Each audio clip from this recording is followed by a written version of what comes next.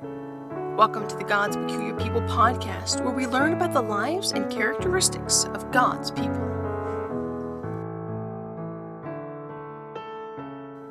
As I walked through the wilderness of this world, I lighted on a certain place where was a den, and laid me down in that place to sleep. And as I slept, I dreamed a dream.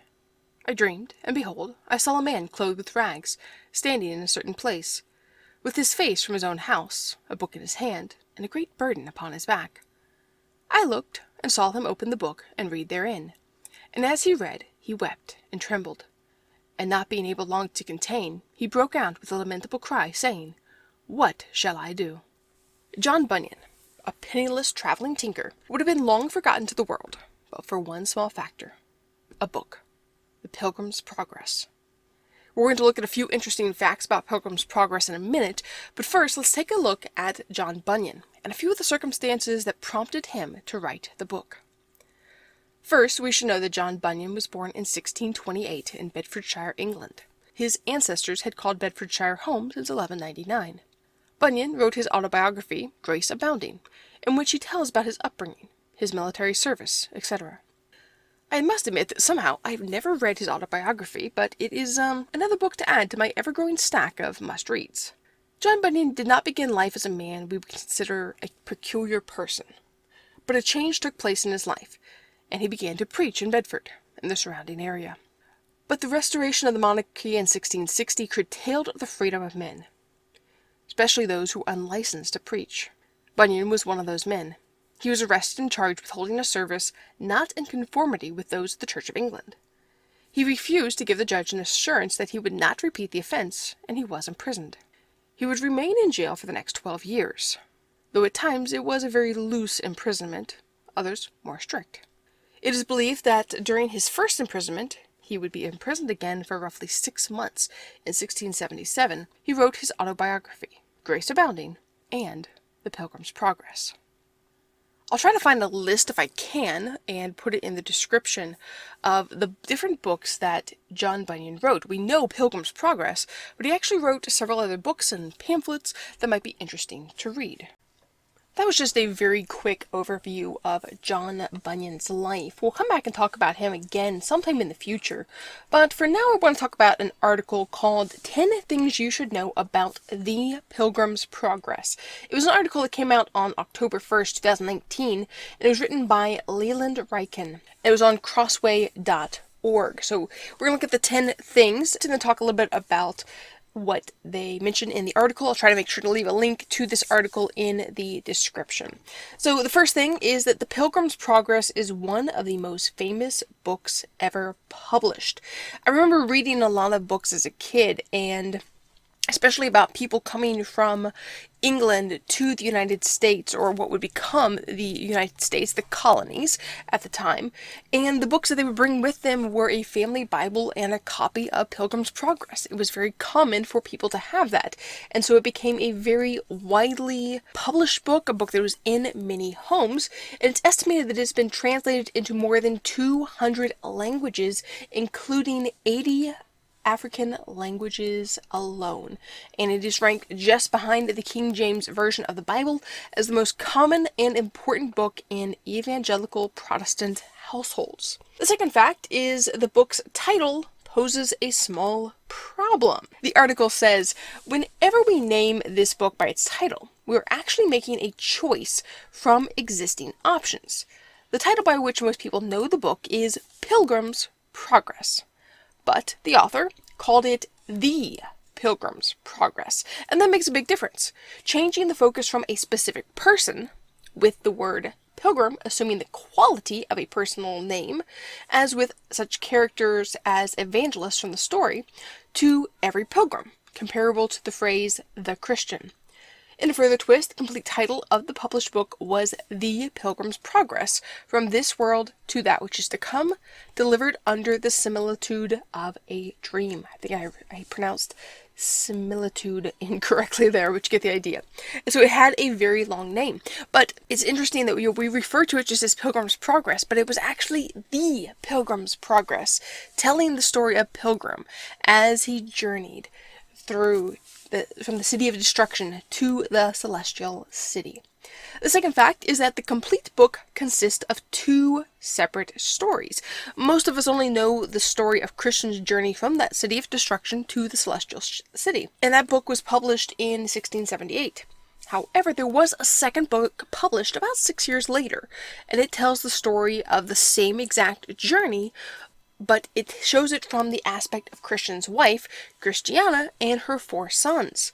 The 2 books were published separately until about 1728, when they began being published as a combined book for the first time. Number 4, we've already talked about this a little bit earlier, is that the Pilgrim's Progress was written while the author was in prison.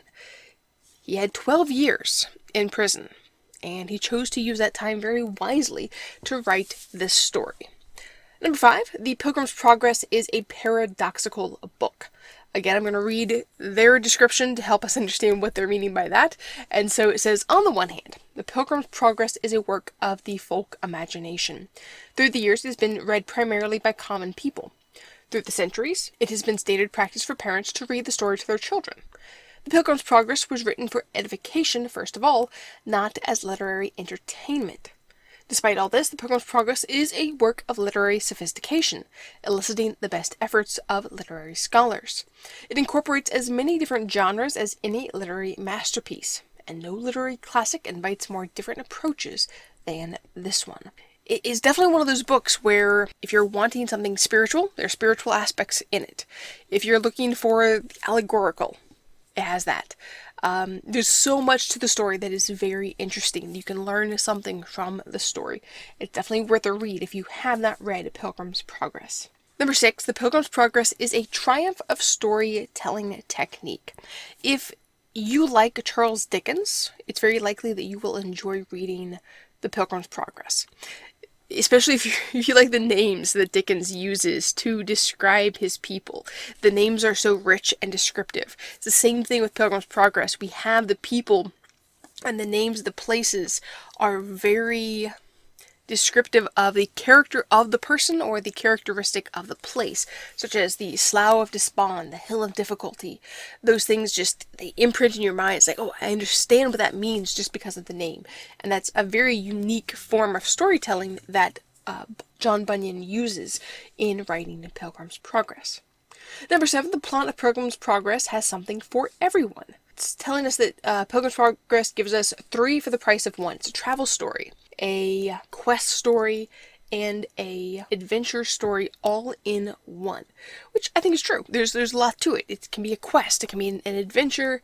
I think there's also the aspect of just seeing how the Christian life works. So it's interesting in all of those ways. Number 8, The Pilgrim's Progress is an allegory. Very common, we know that. Number 9, The Pilgrim's Progress has nearly always been printed as an illustrated book. That's an interesting fact I didn't realize.